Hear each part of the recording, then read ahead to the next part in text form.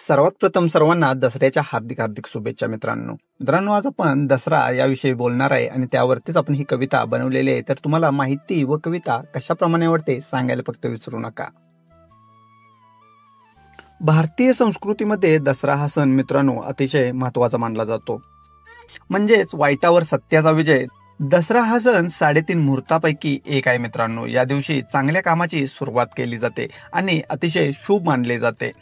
नवरात्री सुरू होताच पहिल्या दिवशी म्हणजे अश्विन शुक्र प्रतिपदेला देवीच्या घाटाची स्थापना प्रत्येक घरोघरी केली जाते.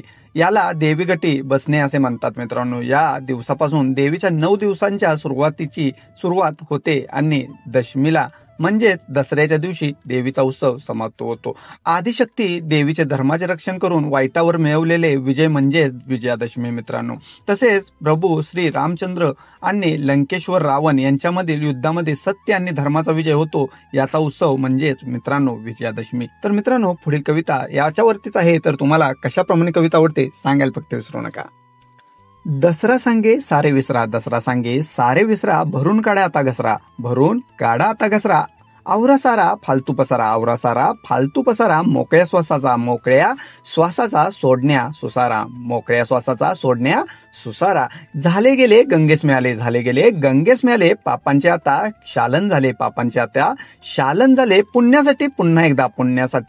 पुन्हा एकदा नशिबाने पहा दार उघडले, शुभ मुहूर्तावर आता करू सुरुवात, नव्या मार्गाने जीवन जगण्यास, आनंदी आनंद उपभोगण्यास, अन जीवन कृतार्थ करण्यास, फुले आणली झेंडूंची, माळ बनवली त्या फुलांची, रांगोळी सजली अंगणात, पहाटेच्या धुंद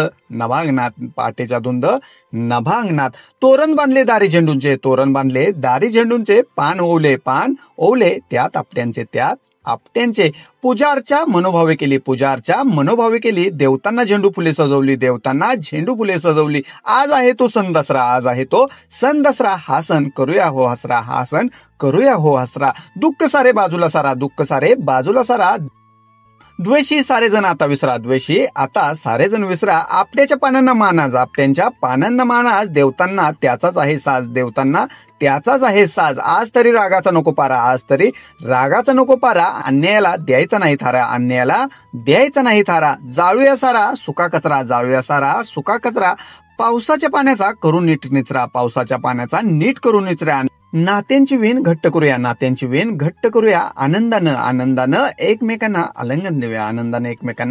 आलिंगन देऊया. तर मित्रांनो पुन्हा एकदा दसऱ्याच्या हार्दिक हार्दिक शुभेच्छा. मी प्रदीप पाटील. तर मित्रांनो तुम्हाला कविता आणि माहिती कशी वाटली सांगायला फक्त विसरू नका.